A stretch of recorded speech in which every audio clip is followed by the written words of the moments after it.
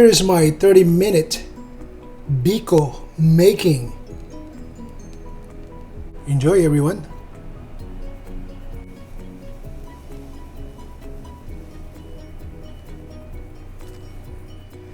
Okay, let's do this. I have 3 cookwares in front of me, and let's do this all at the same time. Let's cook the rice first, the glutinous rice. Glutinous rice, I have pandan leaves, and then I'm adding water. And then this one, we're gonna make the lattick. So I'm adding gata, coconut milk, and right over here, we will make the coconut milk with sugar para sa glutinous rice flour for Biko.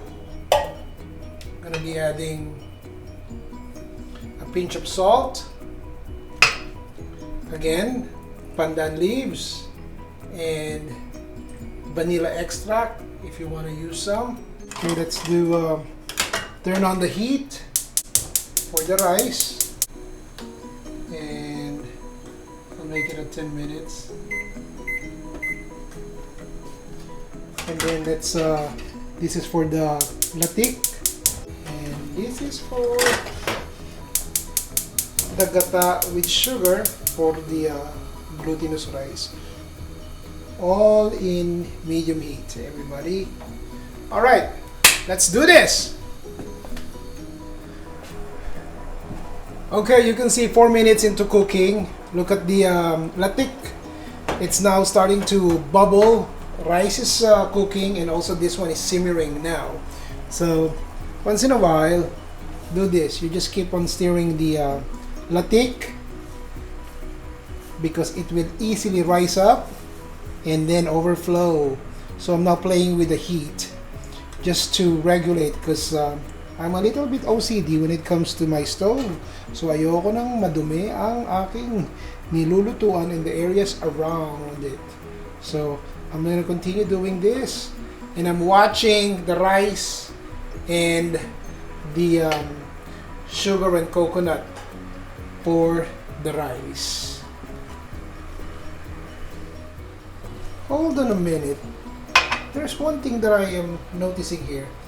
This one I haven't touched, but it's not over bubbling and it's not filling up the top. And this, itong aking lattick, parang madaling tumaas yung ano.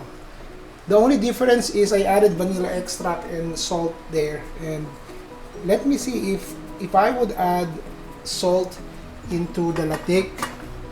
Let me see kung tataas siya o mag-overflow. Let's experiment.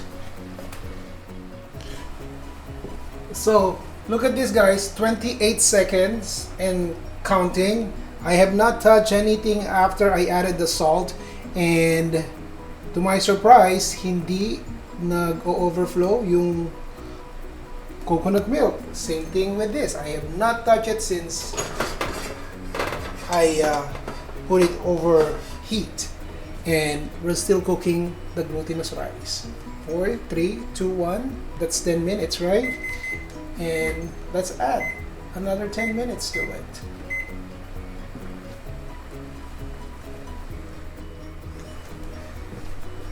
Let's add the brown sugar. And now I'm gonna start stirring it. Still using medium heat. I am stirring it to dissolve the sugar.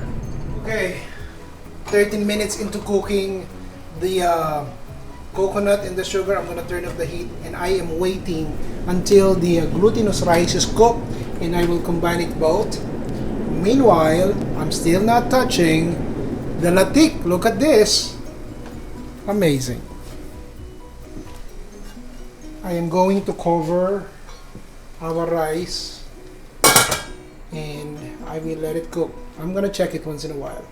I'm just waiting until it gets soft so I can combine these two together. Okay, 15 minutes. I'm going to turn off the heat for my rice, and I will just let the carryover temperature to cook the glutinous rice. Parang iniinin mo na siya, but it's already soft and cooked. I'm gonna leave it alone. This one is off, and I'm now focusing my attention to the lattick. Alright, and then we'll put them together. Alright, I have 50 seconds and counting. I will just move this right over here. What I'm gonna do is I will turn the heat again for our caramel just to bring it back up to the temperature that I want. And then, ito yung lagayan ng mga sandok, just in case. I don't want it to be messy, especially if I'm presenting to you guys. Let's just bring this. Okay. Add the rice into the caramel.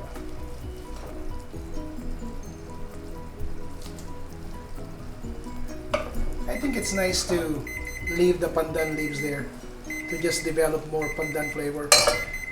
Okay, now I'm gonna add another 10 minutes para dito sa lattick while we are working on the Biko itself.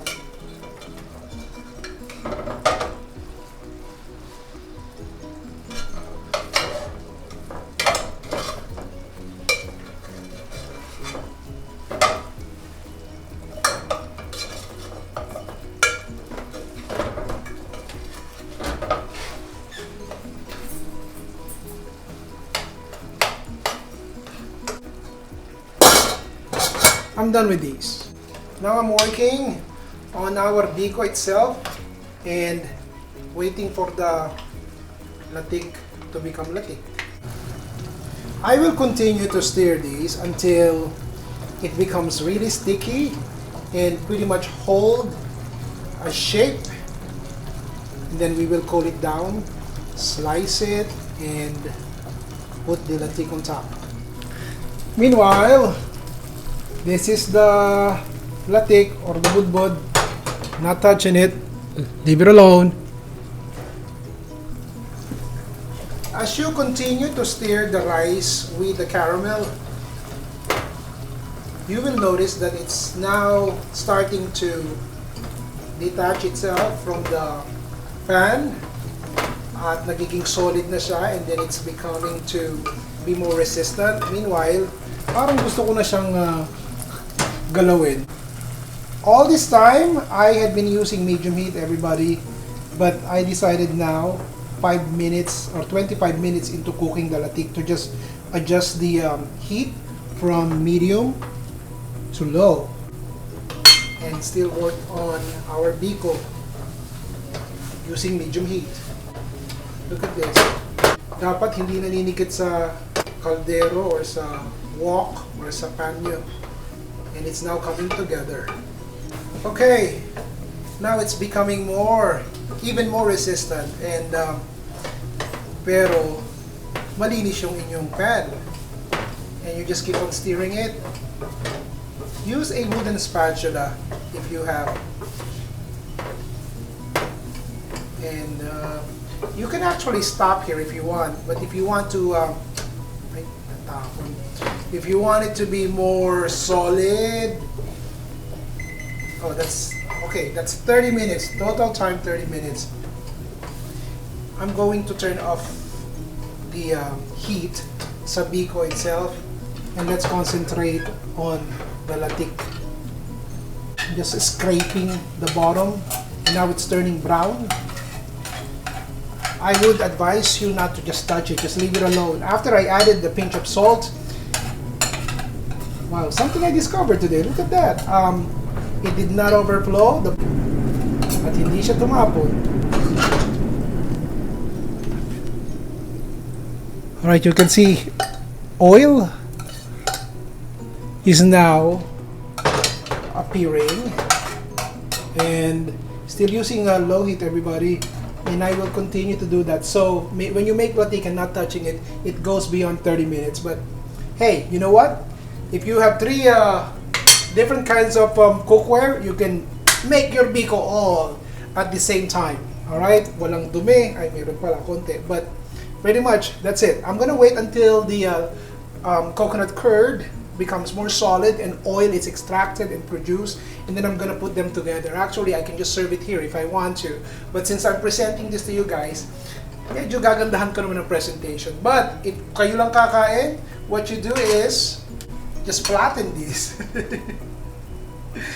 and cool it down, remove the pandan leaves, and add your lattick. But I'm not gonna do that. I will present it beautifully to all of you. There you go. We're done with our Biko making Ron's way. Give me a thumbs up, everybody. You like that? Okay. I realize it took me 35 minutes without actually touching it on the first 30 minutes to make our lattick. And right now, I think we're done. I will turn off the heat and let's put them together. Let's just brush the banana leaves with the coconut oil.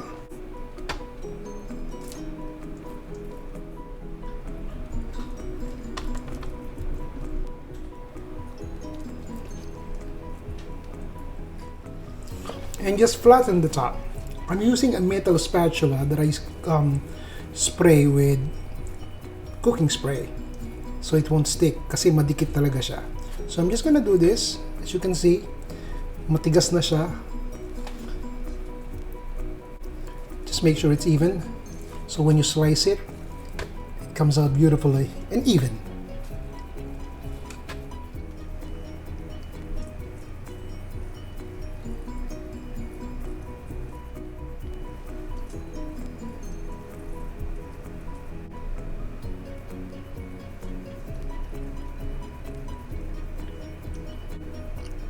Look at the oil. So you want to make sure you spread that all over the surface of your Biko. Here's your 30-minute Biko. Enjoy, everyone.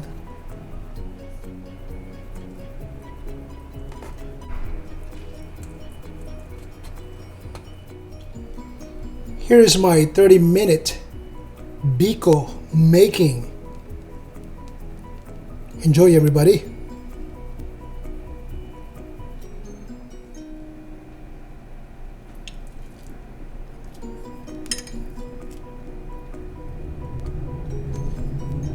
Okay, everyone, thank you for watching the cooking video. Right, until the next dish, si Ron Bilaro po. All my love to you guys. Bye.